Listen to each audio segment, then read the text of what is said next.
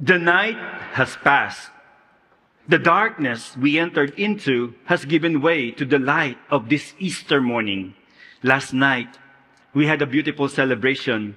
We stood outside and holding our candles, waiting for a flame.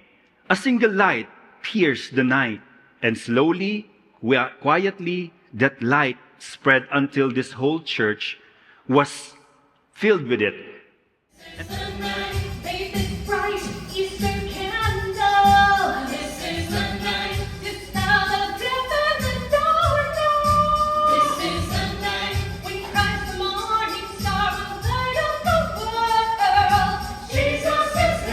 And today, we stand not in darkness, but in the fullness of that light. My dear brothers and sisters, this is not just something we witness. This is our life. This is our story. But we still know darkness, even on this bright Easter morning. The world reminds us of it. We hear of the war in Iran and Ukraine. We see nations trembling, families displaced, children crying without homes. We know that in many parts of the world, Christians are persecuted, mocked, and even killed simply because they believe in the name of Jesus. We know the hidden darkness too, the quiet tragedies, the unborn denied the chance to see the light of day, the elderly forgotten, the lonely who suffer in silence. Sometimes it still feels as if the world is living in a long night, as if evil is louder than goodness, as if darkness is winning. But no, Easter changes everything. Because today, the church does not whisper hope. She proclaims it with joy and certainty. Let there be light. The words spoken of the beginning of creation are fulfilled today in new and definitive way. The resurrection of Jesus is the new creation. It is God declaring once and for all that darkness will never have the final word. And here is something that should fill us with wonder and encouragement. Even now, in our time, across the world, more than 500,000 adults have entered the Catholic faith this Easter. Not as an infant, but as men and women who have searched, struggled, doubted, and yet have chosen Christ. And we have here at Holy Spirit 52 who were baptized last night. They have stepped out from darkness into light. Their lives are living proof that the light of Christ is not fading. It is spreading. It is alive. So the gospel tells us that it was early morning when the women went to the tomb. The light was just beginning to break. They were not expecting resurrection. They were expecting death. But they found the stone rolled away. They found the tomb empty. And they heard the question that echoes even today. Why do you seek the living among the dead?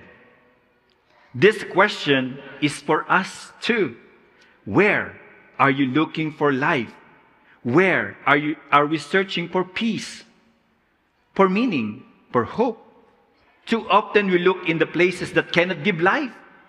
We look in things that pass away. Too often we look in places that cannot give life.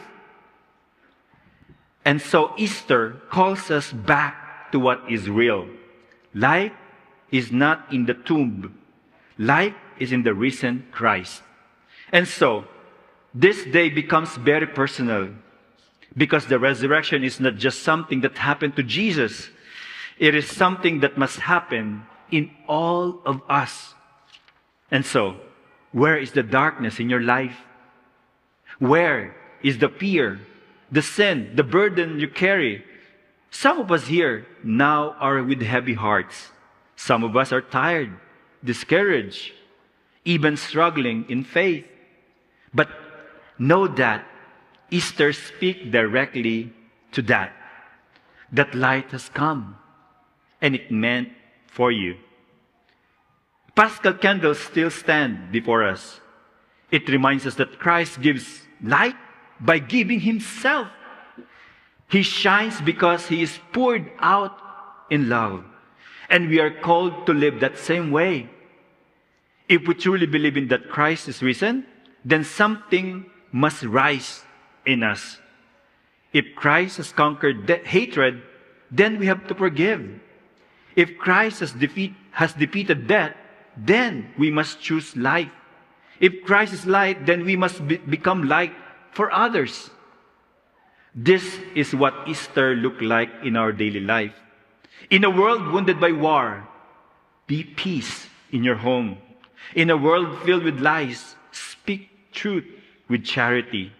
In a culture that forgets the dignity of life, defend the unborn. Care for the elderly. Protect the vulnerable. In a society that chooses selfishness, choose sacrifice. This is how the resurrection continues in our life. We are being reminded that the deepest darkness is not the absence of technology or progress, no, but the loss of moral clarity. When we no longer know what is good and what is evil, Easter is the true light that restores that vision. It shows us how to live, how to love, how to choose what is right. And here is the promise that must fill our hearts today. Because Christ is risen, your life is not without meaning. Again, because Christ is risen, your life is not without meaning. Because Christ is risen, your sins can be forgiven. Because Christ is risen, your suffering can be transformed. Because Christ is risen, even death is no longer the end. Life is stronger than death. Good is stronger than evil. Love is stronger than hate. Truth is stronger than lies. This is not just a beautiful thought. This is the truth of this day. And so, do not be afraid to hope. Do not be afraid to begin again. Do not be afraid to let the light of Christ enter into your life more deeply. The stone has been rolled away. The tomb is empty. Death has lost its power. And so the most beautiful truth of this is this. The risen Christ is not far from you. He is here. Here in the Eucharist we are celebrating. Here in this community, He walks with you.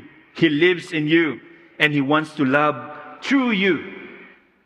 And so, my dear brothers and sisters, the world may still carry shadows, but the light has already come. And today we celebrate that light, not as a memory, but as a living reality. The light is alive.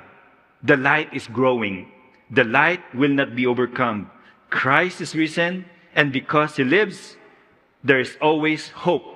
Alleluia! Alleluia.